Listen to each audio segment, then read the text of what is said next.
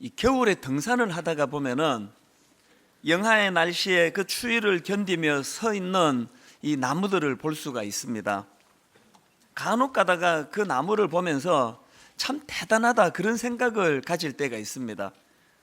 그 추운 겨울을 어떻게 해서든 버텨내려고 그렇게 자랑하던 화려한 잎사귀 다 떨구어내고 앙상한 그 가지 몸뚱이 하나만 죽은 듯이 서 있는 그 나무들을 보면은 이렇게 지금은 죽은 듯이 겨울을 버텨내고 있지만 이제 봄이 되고 4월이 되면 다시 이 죽은 것 같은 이 나무에게서 화려한 꽃이 피고 잎사귀가 돋아나고 그것들을 제가 겨울에 등산을 할 때마다 이렇게 상상을 해보면 마음이 참 좋은 거예요. 그래서 저는 이 겨울 나무에게서 이 버티는 것의 중요성을 배웁니다. 이 겨울 나무에게서 배운 이 버티는 것의 중요성을 이제 묵상을 하다가 이것을 한국 교회에다가 적용을 해보기도 하고 또 저나 우리 성도님들 개인의 삶에다가도 적용을 해보고 그런 시간을 가지곤 하는데요. 사실은 이 버티는 것이 화려한 꽃을 피우는 것보다 더 어려운 일이라는 겁니다. 이 꿈 없이는 불가능한 거 아닙니까? 요즘에 간혹 그 후배 목사님들이 저를 만나면 이런 부탁을 할 때가 있습니다. 이제 목사님 가만히 계시지 마시고 한국 교회를 위해서 이제 좀 나서 주세요. 왜 안 움직입니까?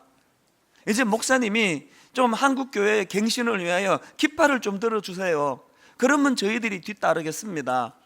이런 이야기들을 간혹 듣는데요. 그럴 때면 제가 앵무새처럼 반복하는 답변이 이 겨울나무 이야기예요. 지금은 누군가가 나서서 설치고 다닐 때가 아니다. 우리 모두가 다 자숙하고 그러면서 버텨야 된다. 하나님께서 이제 저 같은 목회자들의 잘못 또 많은 성도들의 타락과 방종 이것을 보시고 매를 드실 거예요. 이제 한국 교회에 이 겨울이 지금 찾아오고 있는 것을 느끼고 있지 않습니까? 그러면 이제 무성했던 나뭇잎이 다 떨어지듯이 이제 한국 교회는 점점 이제 사람들은 빠져나가고 이제 앙상한 가지만 남듯이 이제 그런 날이 올 것이에요. 그런데 이거를 비관적이고 부정적으로만 볼 것이 아니고 이제 우리가 버텨내야 될 때가 왔다. 이제 꿈꿀 때가 됐다. 그러면서 제가 그 후배 목사님들에게 이사야 6장 13절에 나오는 그루터기 이야기를 하곤 합니다. 그 중에 10분의 1이 아직 남아있을지라도 이것도 황폐하게 될 것이나 밤나무와 상수리나무가 배임을 당하여도 그 그루터기는 남아있는 것 같이 거룩한 씨가 이 땅의 그루터기니라 하시더라. 여러분 그루터기 다 아시죠? 나무가 잘려도 그 뿌리와 함께 제자리에 남아있는 나무 줄기 아랫부분 이걸 그루터기라 그러지 않습니까? 하나님은 이 개념을 가지고 오셔가지고 타락한 남유다가 완전히 멸절될 때까지 심판하실 것이지만 그러나 그런 상황이랄지라도 그루터기 곧 거룩한 씨는 남기실 것이라는 겁니다. 이게 구약의 이 남은 자 사상입니다. 창세기 7장 23절에 보니까 지면의 모든 생물을 쓸어버리시니 곧 사람과 가축과 기는 것과 공중의 새까지라 이들은 땅에서 쓸어버림을 당하였으되 오직 노아와 그와 함께 방주에 있던 자들만 남았더라. 이게 이 남은 자. 제가 보기에 이제 한국교회는 늦었습니다. 누가 이제 뭐 깃발 들고 뭐 그렇게 설친다고 지금 될 상황이 아니에요. 이제 우리는 그냥 하나님의 이 심판, 이 겨울을 견뎌야 돼요. 그래서 이제 많은 죽정이들은 사라지고 이제 교회 안에 참 그리스도인만 남을 거예요. 그럴 때 우리가 꿈꿔야 되는 게 뭐냐? 이 하나님의 심판으로 한국 교회에 겨울이 찾아올 때 겨울나무가 오직 생존만을 위하여 그 화려한 잎사귀 다 떨구고 초라하게 버티고 서 있는 것처럼 하나님 오는 이 시대에 하나님이 죽정이들 다 파하시고 하나님이 찾으시는 그루터기, 하나님이 찾으시는 그 남은 자, 그 하나님이 찾으시는 그루터기가 되기 위하여 잘 버텨낼 수 있는 이것이 우리의 기도 제목이어야 된다는, 전 개인적으로 그렇게 생각을 합니다. 제가 이런 생각을 하다가 보니까 저의 지상 최대의 과제는 이제 한국교회 살리겠다고 분당 우리 교회가 제가 결연히 나서 가지고 그렇게 머리띠 두르고 그렇게 깃발 올리고 나를 따르라 이러는 거 아닙니다. 저의 지상 최대의 과제는 괜히 그렇게 설치고 다니다가 넘어지고 자빠져서 또 다른 성도들에게 아픔을 주고 누를 끼치는 행하는 것이 아니고 은퇴할 때까지 소리 소문 없이 조용히 그냥 버티는 거예요. 은퇴할 때까지 이를 악물고 버텨서 정말 실족하지 않고 성도들 마음 상하는 일 저지르지 않고 그러다가 내 역할이 끝나면 조용히 사라지는 거. 제가 그런 생각을 하고 있다가 보니까요, 하던 트위터도 끊은 지 오래됐습니다. 페이스북은 처음부터 시작도 안 했습니다. 저는 카톡도 안 해요. 누구도 안 만납니다. 인터뷰하자고 연락이 와서 응하는 경우 거의 없습니다. 그냥 버티는 거예요. 한국교회에 살리는 무슨 모임을 만들려고 하는데 목사님이 회장을 맡아주세요. 한 번도 응한 적이 없습니다. 저는 지금 그렇게 꽃을 피울 때가 아니고 버텨야 할 때라고 믿습니다. 그런 생각을 갖고 있는 거예요. 사실 여러분, 앞에서도 말씀드렸지만 막 그냥 교회를 등에 업고 화려한 꽃을 피우는 게 쉬운 일이에요. 버티는 게 더 어렵더라고요. 그래서 이게 버거울 때마다 겨울산을 오르는 거예요. 묵묵히 버티고 있는 그 겨울 나무를 보면서 하나님, 저도 이 나무처럼 이 겨울을 잘 버텨내기를 바랍니다. 1월 달에 산에 오를 때마다 오늘 이 예배, 이 4월 첫 주 부활주일 많이 기다렸습니다. 아버지, 지금 눈으로 보이는 건 온 산하가 얼어붙은 동토, 삐쩍 마른 초라한 나무 죽은 것처럼 서 있는 이것밖에 눈에 보이지 않지만 하나님, 저는 영안을 열고 4월에 언제 그랬냐는 듯이 무성이 푸른 잎이 돋아나고 꽃이 다시 피어나고 그날을 저는 기다리고 꿈꾸고 있습니다. 그날이 지금 도래한 거 아닙니까? 등산할 때마다 너무 기쁜 거예요. 죽었던 산이 살아나고 죽었던 나무에서 꽃이 다시 피고. 여러분, 부활절을 맞은 오늘 저와 여러분이 영안을 열고 꾸셔야 될 꿈이 있다면 이거예요.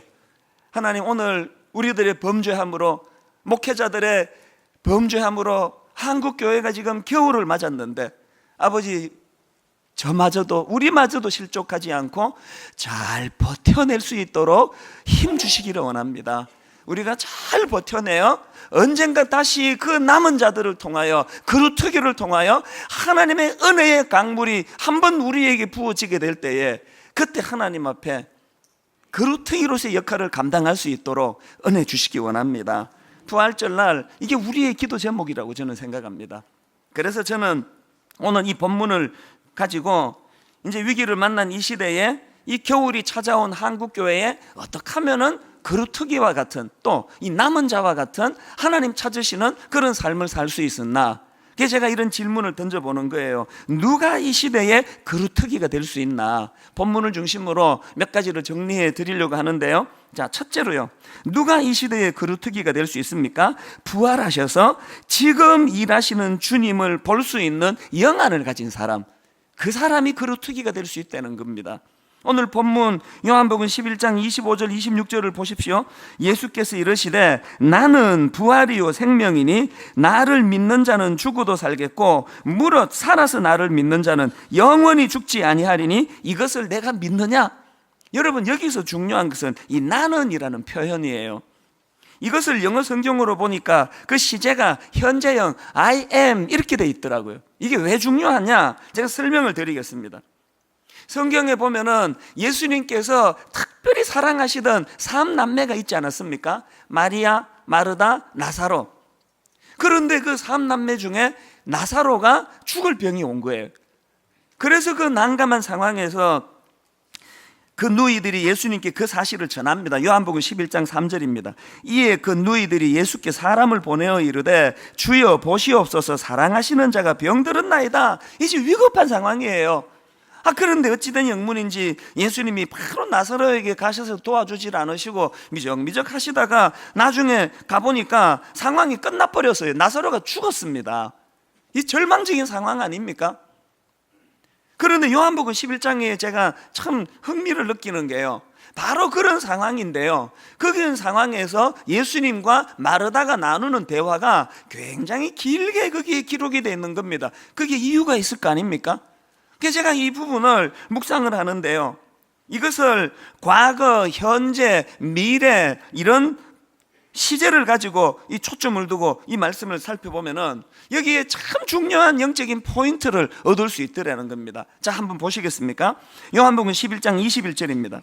마르다가 예수께 여짜오되 주께서 여기 계셨더라면 내 오라버니가 죽지 아니하였겠나이다. 지금 마르다는요, 오빠의 죽음이 너무 슬퍼가지고 온통 그 시선이 되돌이킬 수 없는 과거에 머물러 있는 것을 느낄 수 있습니다. 그러니까 예수님께서 뭐라고 응수하시는가 보니까 23절입니다. 예수께서 이르시되 내 오라비가 다시 살아나리라. 그러면서 주신 말씀이 오늘 본문 25절이에요.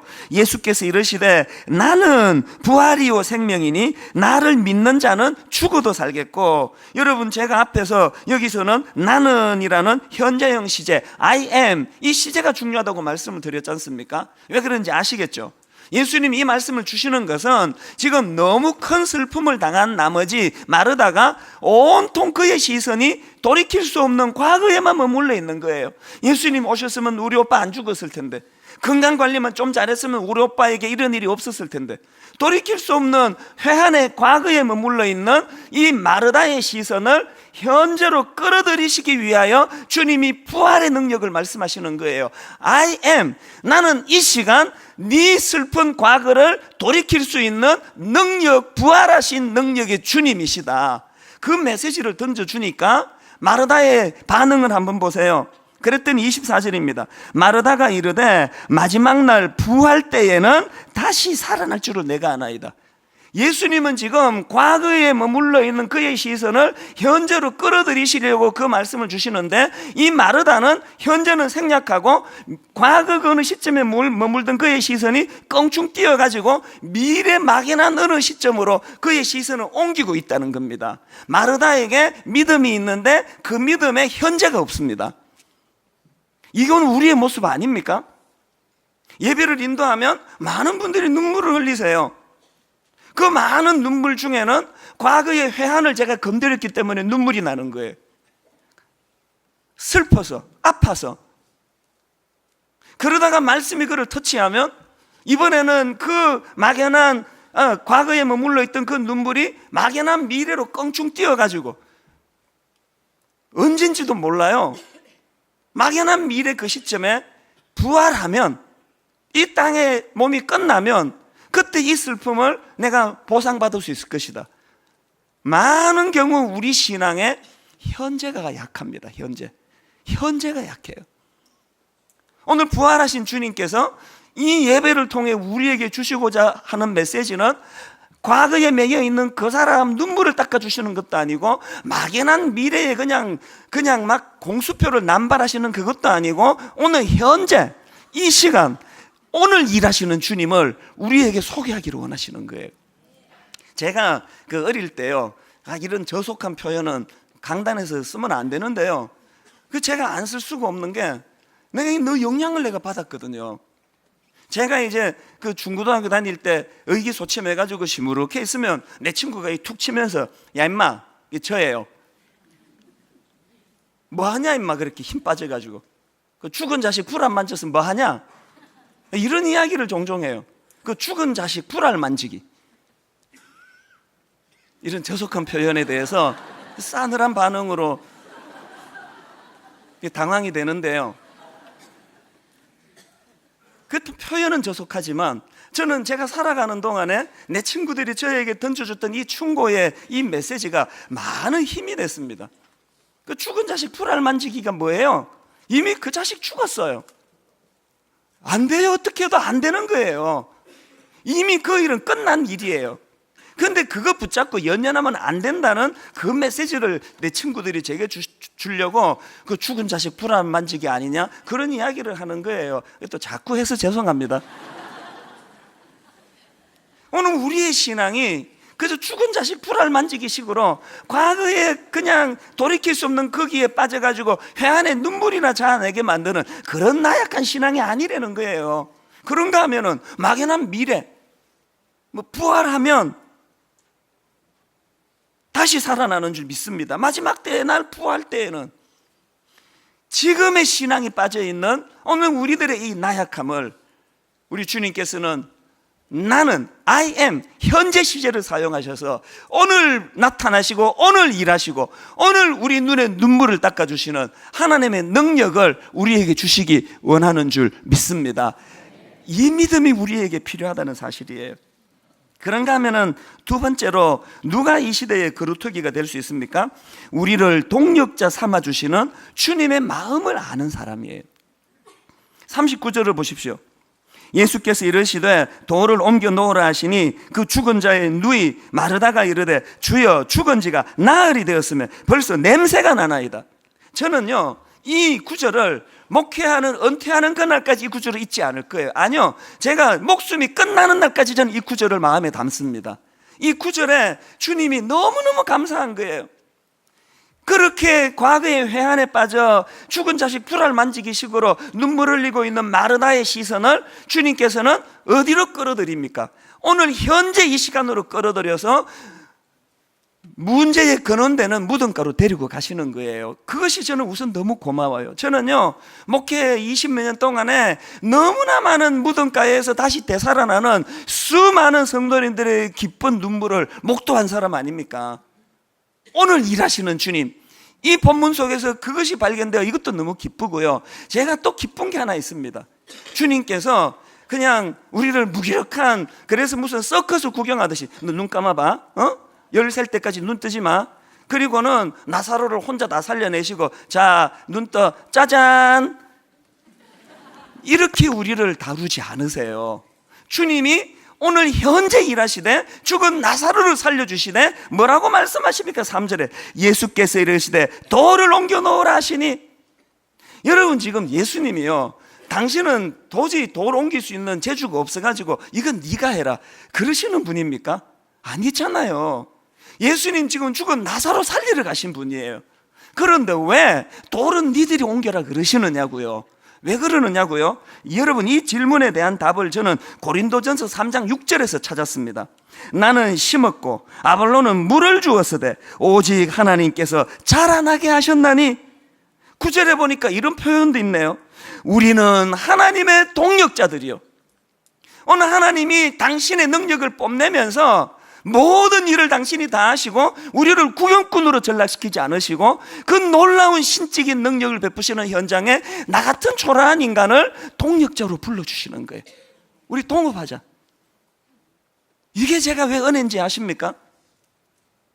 분당 우리 교회 개척 13년이 지나고 오늘 되돌아보면 내가 내린 결론은 딱 하나예요. 제가 여러분 그냥 하나님 체면 때문에 이런 말씀 드리는 거 정말 아니고요, 내 심령에서 드리는 고백이에요. 처음에 교회를 개척하고 온 분당 시내를 돌아다니고 저는요 이 지역에 상처가 있어요. 정자동에서 쫓겨나고 그 70평짜리 공간 하나도 없더라고요. 그렇게 낙심해 있을 때 하나님께서 하나님의 지혜로 놀랍게도 이 송림중고등학교, 세상에 이 학교를 저희가 들어올 수 있는 확률은 이건 0.01%도 안 됩니다. 그리고 지난 13년 동안 모든 일을 하나님이 다 하셨어요. 그래서 참 신기한 게요, 제가 13년 동안 30몇 명으로 창립 멤버로 시작해가지고 오늘날 2만 명이 될 때까지 제가 이걸 다 했으면요 저 지금 식물인간 번아웃돼서 죽었어야 돼요. 근데 보셔서 알지만 저 갈수록 생생해요. 갈수록. 그래서 제가 마음 흔들릴까봐 순장반에서 지지난주에 선포를 해버렸는데요, 내년이 제가 안식년이거든요. 순장반에다가 선포했습니다. 내년에 안식년 안 할 거라고. 지금 생각은 그렇습니다. 지금 생각은. 이걸 제가 또 공포하는 이유도 또 흔들릴까봐 제가 미리 말씀드리는 거예요. 꼭 필요하면 한두 달 특별한 시간은 가질지 안 가질지 모르지만요, 내가 하나님 앞에 양심으로 안식할 거리가 없어요. 매일매일 안식을 주시는데 하나님이 저 같은 걸 미국에 있는 저를 뚝 불러가지고 너 나랑 동업하자, 그렇게 동력의 기쁨을 주셨는데 일은 당신이 다 하시고 영광은 제가 다 누리고 있는 거예요. 제가 이 농사를 농사 전문가라고 하는 분 그 인터뷰하는 글을 봤는데 제게 참 인상적이었던 게 이분이 자기가 농사를 지어보니까 인간이 할 수 있는 게 별로 없더라, 그 얘기를 하는 게 너무 인상적이었어요. 겉으로는 인간이 밭 갈고 인간이 그 씨 심고 인간이 물 주고 인간이 거두고 인간이 다 할 것 같은데 이 전문가가 하는 말이 농사를 지어보니까 인간이 할 수 있는 일이 별로 없더래요. 이 전문가의 이야기 아닙니까? 오늘 우리가 하나님께서 현재 오늘 살아 숨쉬시고 현재 오늘 일하시는 능력자이실 뿐만 아니라 그 능력 많으신 주님, 우리에게 우리 동업하자, 우리 같이 일하자.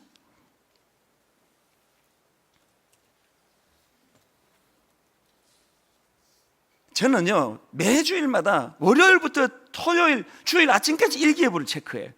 우리 성도님들 편하게 예배 오시라고 하는 것도 있지만 난 주차 부원들이 걱정이 돼가지고, 저 주차 봉사하시는 분 솔직히 난 인간적으로는 이해가 안 가요. 뭐 하시는 일이에요 저게 도대체? 지금 이 예수 믿는 사람들이 불법 주차도 많이 하고 얼마나 이기적이고 도대체 이해가 안 되는 사람들이 이 안에 너무 많이 와 있어요. 그런데 마음이 너무 낙심이 돼요. 또 그러면서도 한편 또 이제 용기가 생깁니다. 그래서 또 뭐 설교가 필요하고 또 내가 필요한 거지. 그냥 막 제멋대로 불법 주차하고 막 남의 사정 안 봐주고 이기적이고, 이런 성도들의 모든 뒷바라지 욕 지금 주차 부원들이 다 하고 있거든요. 세상에 험악한 육두문자, 이거 하루 딱 봉사하면 1년치 먹을, 1년이 뭐예요? 평생 먹을 욕을 다 먹습니다. 막 그냥 쌍욕을 들으면서 그 주차 봉사를 그러면서 왜 하시느냐고요.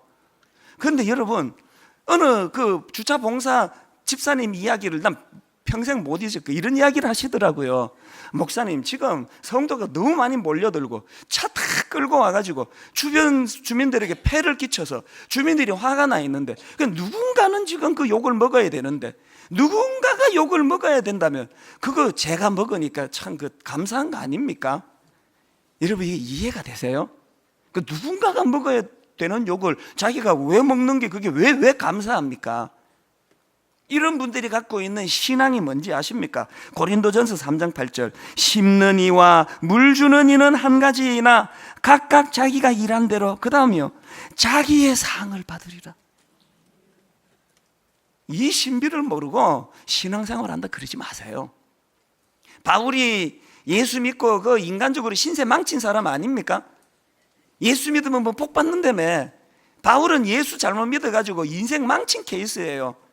죽을 때까지 고생하고 장가도 못 가고 마지막에는 목이 베어 참수당해 죽은 사람이 바울이에요. 그런데 바울은 자기의 그 고난을 어떻게 이해를 하느냐? 골로새서 1장 24절을 보십시오. 나는 이제 너희를 위하여 받는 괴로움을 기뻐하고, 주차 봉사자하고 좀 비슷한 얘기를 하네요. 나는 이제 너희를 위하여 받는 괴로움을 기뻐하고, 그 다음 보세요. 그리스도의 남은 고난을 그의 몸된 교회를 위하여 내 육체에 채우노라. 바울은 지금 자기의 고난을 십자가 지신 주님과의 동력하는 동력의 개념으로 받고 있다는 거예요. 우리가 이 경지까지는 못 간다 하더라도요, 오늘 무덤의 돌을 옮기라 명하시는 주님 말씀 앞에 우리가 기뻐 눈물을 흘리며, 저요 목사인데 죽은 나사로 못 살립니다. 그런데 여러분, 무덤의 돌 저 옮길 수 있습니다. 오늘 여러분이 주님의 동력자가 돼서 여러분 가정을 지켜내시느라고 주님이 오늘도 여러분에게 명한 네 가정을 위하여, 네 자식들을 위하여 무덤의 돌을 옮겨라, 이 말씀에 순종하며 눈물로 애쓰고 계시는 많은 분들에게 저는 여러분 부활절날 고린도전서 3장 8절, 심는 이와 물 주는 이는 한 가지이나 각각 자기가 일한 대로 자기의 상을 받으리라. 주님 주시는 이 샬롬, 이 주님이 손잡아 주시는 하나님의 평강의 은혜, 여러분에게 주시는 상급, 이거 받아 누리는 여러분 되시기를 바랍니다. 그런가 하면 세 번째로요, 누가 이 시대의 그루터기가 될 수 있습니까? 나보다는 하나님의 영광을 먼저 생각하는 그런 사람이 이런 일을 할 수 있다는 것입니다. 자, 4절을 보십시오. 예수께서 들으시고 이르시되 이 병은 죽을 병이 아니라 하나님의 영광을 위하며 하나님의 아들이 이로 말미암아 영광을 받게 하려 함이라 하시더라. 40절 예수께서 이르시되 내 말이 내가 믿으면 하나님의 영광을 보리라 하지 아니하였느냐 하시니, 여러분 예수님의 관점은 죽은 나사로에게 있지 않습니다. 우리의 관심은 온통 죽은 나사로 살아나는 거기에 있는데, 예수님의 관심은 죽은 나사로 살아나는 데 있는 게 아니고 그 일을 통한 하나님의 영광에 있습니다. 이 차이를 아시겠습니까? 여러 번 말씀드렸잖아요. 여러분, 나사로 살아나는 거기에 초점이 있는 신앙생활, 이 얼마나 공허하고 허무한 신앙인지 아십니까? 전에 말씀드린 기억하시죠? 나사로 그 실컷 예수님이 애써가지고 살려냈더니 몇십 년 살고 또 죽었어요. 그 나사로 살아나던 그 당시는 이게 막 놀라운 사건이 돼가지고 다 뒤집어졌는데요. 그리고 2000년이 지난 우리가 보니까 어떻습니까?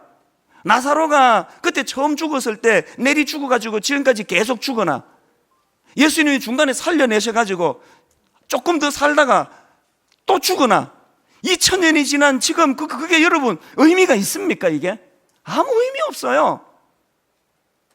우리의 초점이 나사로 살아나는 이 현실에만 눈이 가 있으면은 우리의 신앙은 참 공허한 신앙이에요. 사극 볼 때마다 제가 그것을 느낀다고 말씀드렸는데요, 500년 전 600년 전에 그 어른들 지금 썩어가지고 뼈도 하나 찾을 수 없는 완전히 존재가 사라져버린 그 어른들이 권력을 탐하고 음모를 꾸미고 누구를 짓밟고 거짓말하고 이런 걸 보고 있으면 내 정말 한심해요. 한심해.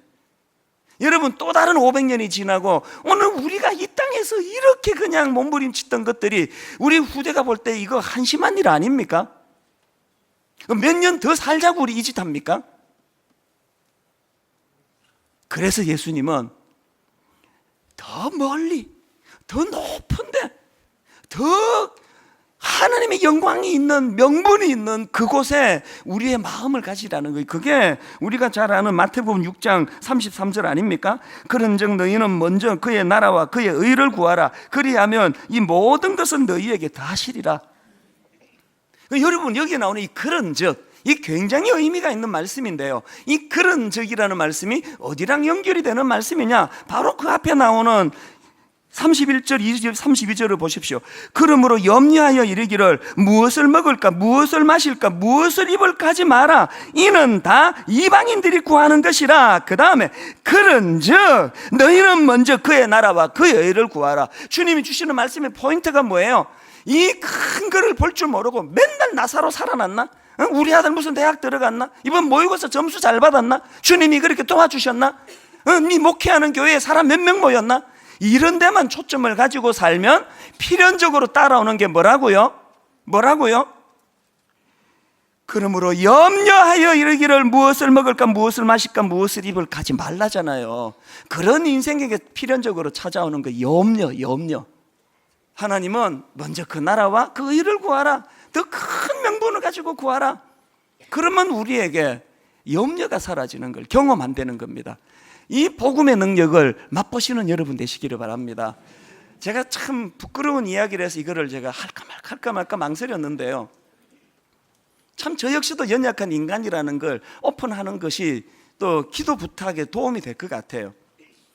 최근에 어떤 일이 있었냐면은 2주 전에 저희 교회가 이제 10 사역 감사 예배, 그래서 이제 저희가 알고 계시듯이 10교회를 정해가지고 이제 우리 성도님들이 일부 예배를 드리시고 거기 가서 이제 예배를 드리고 거기에 11조를 헌금하고 또 이런저런 헌금하고 섬기고 그 일을 2년간 해왔습니다. 그리고 또 다른 10교회 미자립 교회를 저희 교회가 선정을 해가지고 이제 그 담임 목사님 사례비를 월 250만 원씩 지원을 해드렸습니다. 2년간. 그래서 2년 동안 목사님은 그 생활비 걱정을 줄이시고 복음 전하는 일에만 전념하시라고 그렇게 이제 우리가 사역을 해왔는데 2주 전 수요일 날 그 감사 예배를 드린 거예요. 그런데 그 감사 예배 드리기 3일 전에 무슨 일이 있었느냐 하면은요, 당회가 벌어졌어요. 지금 이제 그 방송실에서 계속 지금 부탁한 게 지금 오랜 시간이 지났는데요, 방송 장비를 이제 교체해야 된다는 거예요. 우리가 쓰고 있는 이 스피커나 뒤에서 조정하는 그 방송실에 이거 전부가 다 개척 초기에 돈 아끼느라고 중고를 샀습니다. 중고를 아주 싼 값으로 사가지고, 그러고 벌써 12, 13년을 사용했더니 저게 수명이 다 된 거예요. 그래서 방송실에 직원들이 지금 뭐 식은땀을 흘려요. 어떨 때 일부 예배 때 마이크가 막 나가버리는 경우도 있고, 몇 주 전에는 우리 저 드림센터에서 아예 예배실 하나가 이 송출이 끊어져 버려가지고 예배 자체를 못 드린 적도 있고, 그래서 이게 너무 시급합니다. 그러면서 이제 방송 장비를 교체해 달라고. 이게 이제 자꾸 미적미적하니까 그날 당회 때 그 방송 팀장이 와가지고 브리핑을 해줬습니다. 이제 지금 급합니다. 교체해야 됩니다.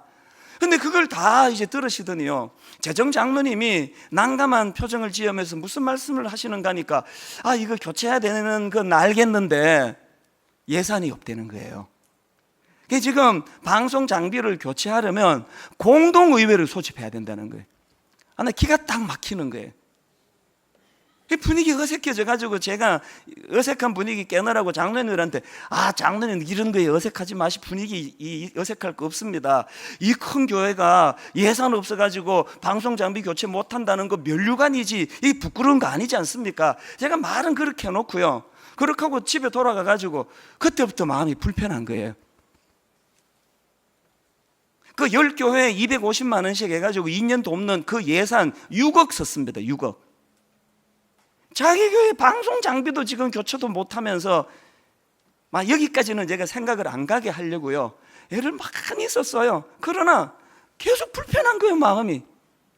이런 일이 한 달 전에도 또 있었는데요, 어떤 그 참 귀한 일 하시는 그 목사님, 선교사에 가시는 목사님이 어려운 아이들을 돕는 분이 계시는데, 이제 제가 좀 도와드릴 거 없나 해서 이제 오시라 그랬어요. 그분하고 두런두런 이야기하는데, 그분이 대화 가운데 무슨 얘기를 하는가 하니까, 안 그래도 그 주변의 사람들이 자꾸 이찬수 목사님 찾아가라, 분당 우리 교회 찾아가라, 그 교회 돈 엄청 많아가지고 이런 거 잘 도와준다고. 그래서 제가 다혈질이라 가지고 그냥 욱하면 화가 나는 거예요. 누가 그런 이야기를 하던가요? 우리 지금 빚이 300 몇십억입니다. 무슨 돈이 많다는 얘기를 누가 그렇게 하느냐고. 이제 욱하면서 화가 나는 거예요. 최근에 같은 느낌을 갖고 있는 게 제 마음에, 이거를 내가 치우려고 무지무지 노력을 했는데요, 그리고 3일 뒤에 헌신 예배가 벌어졌는데, 그날 공교롭게도 그 강사로 오신 분이 그 월 250만 원씩 그 사례비 후원을 받던 그 목사님 중에 한 분이 강단에 서시는 날이에요. 제가 뒤에서 이제 그 목사님하고 두런두런 차를 마시는데, 하나님이 꼭 저에게 그 전곡을 꼭 찌르시면서 주시는 말씀 같아요. 첫 마디가 이 목사님이 뭐라고 말하는가 하니까요, 목사님 사실은 너무 목회가 힘들어서 자기는 목회를 그만두기로 작정을 하고, 이제 목회를 그만두려고 하는데, 하나님이 분당 우리 교회를 통해서 250만 원씩 사례비를 후원하는 그거를 듣고 자기가 하나님이 계속 하라는 사인으로 그걸 받았다는 거예요.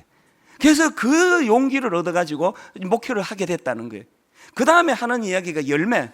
그 당시로 30몇 명이 모였는데, 목사님 지금 그 후원을 받고 열심히 자기가 목회 애쓰고 전도하고 그래가지고 지금 배가가 돼가지고 출석이 60명 70명, 아이들까지 지금 90명 100명씩 모이게 됐습니다. 그 다음 하는 얘기가 뭐냐 하니까, 목사님 사실은요, 목사님 교회가 생활비 사례비 하라고 250만 원을 주셨는데, 저는 거기에 딱 100만 원만 떼서 제 아내에게 주고 나머지는 교회를 위해 썼습니다. 마음이 무너지더라고요. 똑같이 안수받아서 목회하고 있는데, 한 목사는 몇 억짜리 이거 교체 안 되는 것 때문에 마음 쓰고 있을 때, 어떤 목사님은 사례비 100만 원 사모님한테 주고 나머지 교회를 위해서 썼습니다. 너무 부끄럽더라고요. 여러분, 우리가 음향 장비 조금 불편하고, 그 당장 지금 이번 주라도 안 하면 또 이게 사고 나면 어떡하나 그런 염려가 있더라도, 그렇게 해서 어떤 한 목사님이 목회를 그만두려고 하다가 다시 용기를 얻어가지고 교회를 세울 수 있다면, 어떤 한 교회가 이거 후원 받아가지고 그렇게 힘을 낼 수 있다면 그거 택해야 되는 거 아닙니까?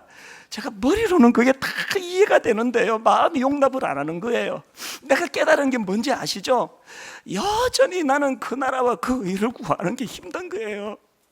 그래서 부끄러운 거예요.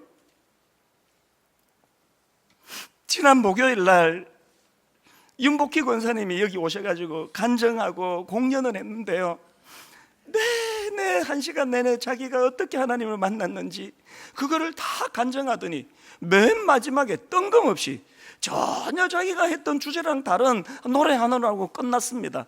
제가 그 다음날 아침에 이분이 작사한 곡이래요. 자기가 작사한 곡이라 그러는데 그 다음날 아침에 제가 인터넷으로 들어가서 가사를 꼼꼼히 살펴봤어요. 노래가 이래요. 외로움도 견뎌나가겠소, 바보란 소리를 들어도 좋소, 날 비웃는 그 비웃음들을 사랑으로 받아주겠소, 이 모든 것이 힘들다는 것을 당신은 내게 알려줬소, 당신의 사랑은 너무나 넓고 크오, 그래서 나는 살아가겠소. 이게 오늘 내가 설교하고자 하는 설교 요약이더라고요. 견뎌내는 게 중요하다는데. 근데 그 다음 가사가 이렇게 끝나지를 않아요. 그 다음 가사를 들어보세요. 자, 우리 모두 손을 내밀어서 넘어진 형제 일으켜 주세. 사람이 살면 한 번 사는 것, 걸음 멈추고 생각해 보세. 시냇물이 강으로 흘러서 저 바다와 하나 되듯이 우리는 하나요. 당신과 나도 하나. 우리는 하나가 돼야 하오. 자, 우리 모두 손에 손을 잡고 저 험한 벌판을 걸어가세. 가다 보면 폭풍도 지나고 캄캄한 밤도 지나갈 거요. 높은 산을 올라갈 때도 있어. 푸른 초원도 지나갈 거요. 그런데 그 다음 보세요. 서로를 위하고 우리가 사랑하면 이 모든 것을 이겨나갈 거요. 지금까지 제가 한 말들은 배워서 한 말들이 아니요, 옳고 그르고 좋고 나쁜 것을 말 안 해도 우리는 알잖소. 오죽하면 나 같은 바보가 여러분들에게 호소를 하오. 지금도 모든 건 늦지가 않았으니 우리는 하나가 돼야 하오. 우리는 하나요. 당신과 나도 하나. 우리는 하나가 돼야 하오. 금요일 아침에 많이 울었습니다. 여러분, 오늘 우리 시대는 버텨야 되는 시대예요. 여러분, 영적인 겨울이 왔어요. 꽃 피울 때 아닙니다. 버텨야 되는데 같이 더불어 버티는 거예요. 같이 손잡고 격려하고 이렇게 세워주고. 결론을 맺으면서요, 여러분, 제가 최근에 책을 읽다가 그 마음에 와닿아서 메모를 해둔 간단한 메모가 있는데 읽어드리고 말씀을 마치겠습니다. 기독교의 가장 놀라운 약속은 죽음의 자리에서 부활이 일어날 수 있다는 점에 있습니다. 최악의 경우라도 이미 저지른 일을 뒤집을 수 있습니다.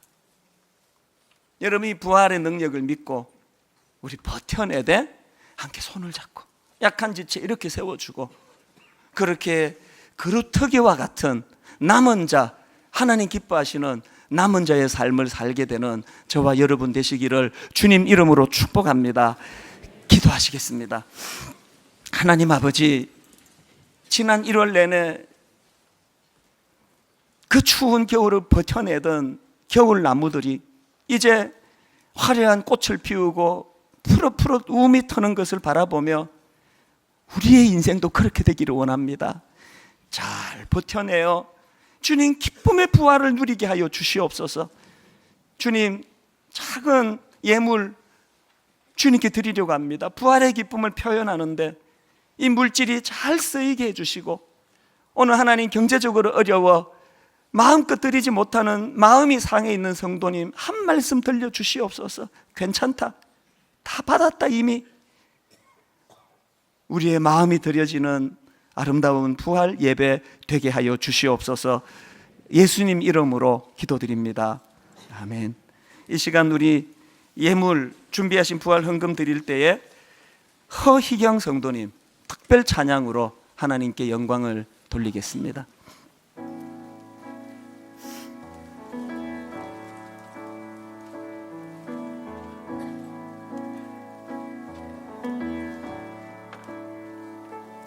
어둠 속 헤매이던 내 영혼 갈 길 몰라 방황할 때에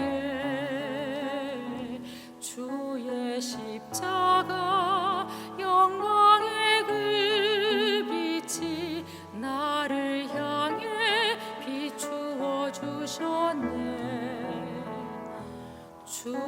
주홍빛보다 더 붉은 내 죄 그리스도의 피로 씻기어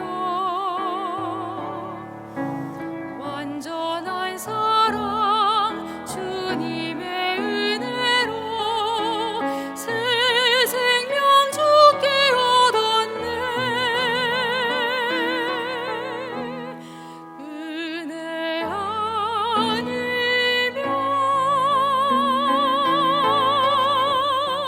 나서지 못하네. 십자가의 그 사랑 능력 아니면 나서지 못하네.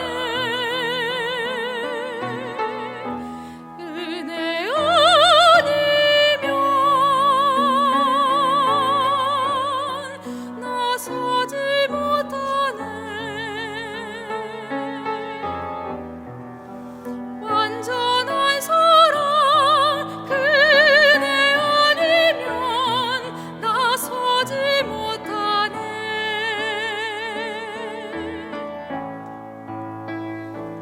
나의 노력과 의지가 아닌 오직 주님의 그 뜻 안에서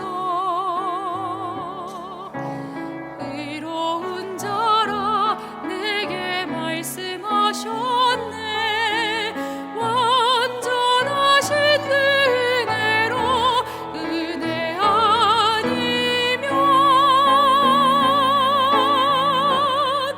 나서지 못하네. 십자가의 그 사랑 능력 아니면 나서지 못하네. 은혜 아니면 나서지 못하네. 완전한 사랑 그네 아니면 나서지 못하네. 이제 나 사는 것 아니요 오직 예수 내 안에 살아계시니 나의 능력 아닌 주의 능력으로 오직 주와 함께 살리라. 주의 은혜로 나 살아가리라. 십자가의 그 사랑 주의 능력으로 나는 서리라.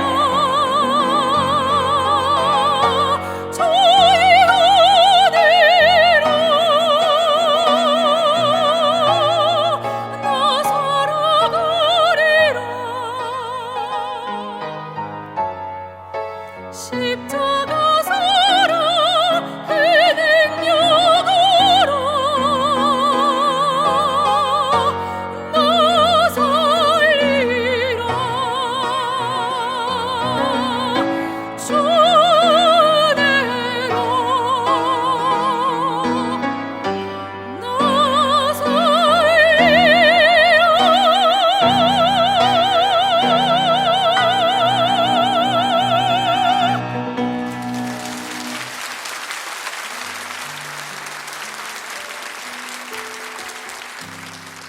귀한 찬양 감사합니다. 제가 다시 그 메모해 둔 거 다시 읽어 드리겠습니다.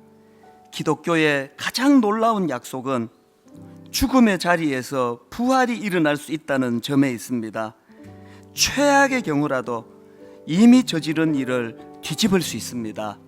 이 부활의 능력을 믿고 잘 버텨내셔서 하나님 앞에 언젠가 기쁨의 꽃을 피워 주님께 올려드릴 수 있는 그런 인생으로 살게 되는 저와 여러분 되시기를 바랍니다.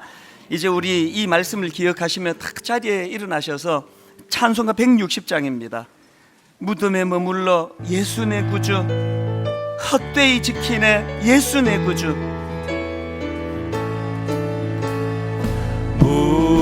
무덤에 머물러 예수 내 구주, 새벽 기다렸네 예수 내 주, 원수를 다 이기고 무덤에서 살아나셨네 어둠을 이기시고 나와서 성도 함께 길이 다스리시 사셨네 예수 다시 사셨네 헛되이 지키네 예수 내 헛되이 봉하네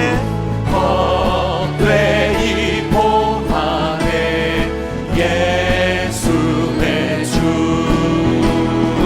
원수 다 이기고 무덤에서 살아나셨네 어둠을 이기시고 나와서 성도 함께 길 다스리시 사셨네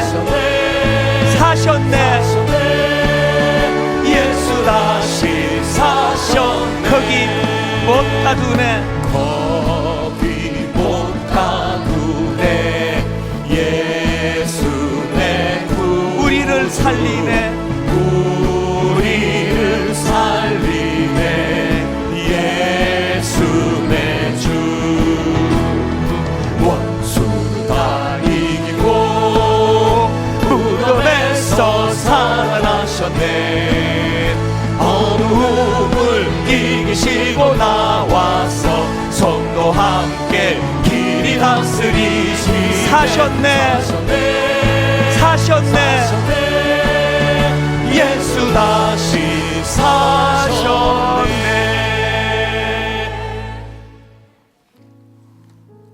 예수께서 이르시되 나는 부활이요 생명이니 나를 믿는 자는 죽어도 살겠고 무릇 살아서 나를 믿는 자는 영원히 죽지 아니하리니 이것을 내가 믿느냐